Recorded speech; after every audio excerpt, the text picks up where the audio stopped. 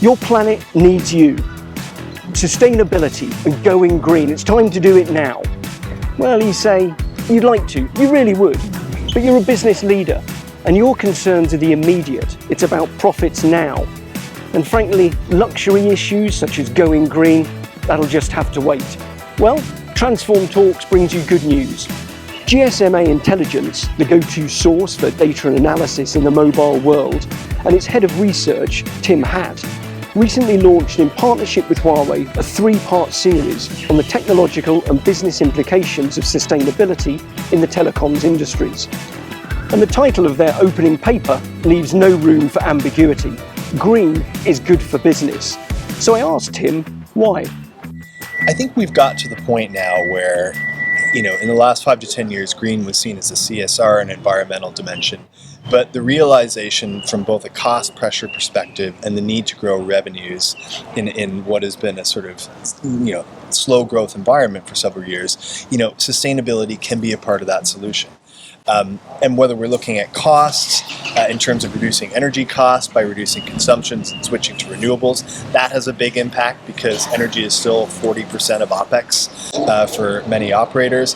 On the revenue side, there are opportunities clearly in consumers who have a more green mindset now and want to align themselves with ethical and green brands, as well as on the B2B and enterprise side. So it's a holistic play, but this is very much a strategic imperative now. I was going to ask you about consumers. So are they driving change through their wallets, as it were? I think if you look, the demographic shift with the millennials and Gen Z coming through, there is a clear determination to make green and sustainable criteria part of their purchasing decisions. So we know as part of the surveys we've run with this research that upwards of 30% of consumers will prioritize green criteria, such as whether a product is carbon neutral or whether they know its provenance, in other words, where it's sourced from, as part of the purchasing decision. And interestingly, that goes up more correlated with countries that are more exposed to the climate change. So consumers are driving that, but what we need to see really from the telco sector is to continue to put the products out there that can satisfy these criteria, because we know there is a gap in the market for this. Well, again, to pick up on that, I know that Huawei is looking at data storage and the sort of greater energy efficiency of a lot of these products. Why is there, from what you're saying, that gap with enterprises taking on those products? Is there a sort of a lack of demand for carbon neutral from enterprises or a lack of a push? It's growing, and I think it's growing in industries that are actually among the largest carbon emitters. But there are still gaps geographically. So if you look at the 4 largest carbon emitting sectors, manufacturing, power, transportation, and the building sector, that account for 80% of CO2 worldwide, we estimate that digital technology can affect about 40% of the CO2 reduction towards net zero. So a big, big impact. Where there is a lag effect is in needing to see the ROI there. So you have this chicken and egg solution where the products are there, products are there, and we know they can drive energy efficiency as well as productivity improvements, but you need to have those case studies in the market to show those proof points. So is that also about product design and marketing? Should that be an increased focus? Absolutely, and it goes to a sort of competitive implication, which is that energy efficiency is now a core competitive differentiator among equipment vendors. We know from our survey of telco operators that sustainability is now the number one factor that network buyers are prioritizing in their network transformation strategy. That's higher than security, agility, and new services. So a kind of complete paradigm shift, and that speaks to the cost and revenue points that we've tried to bring out here.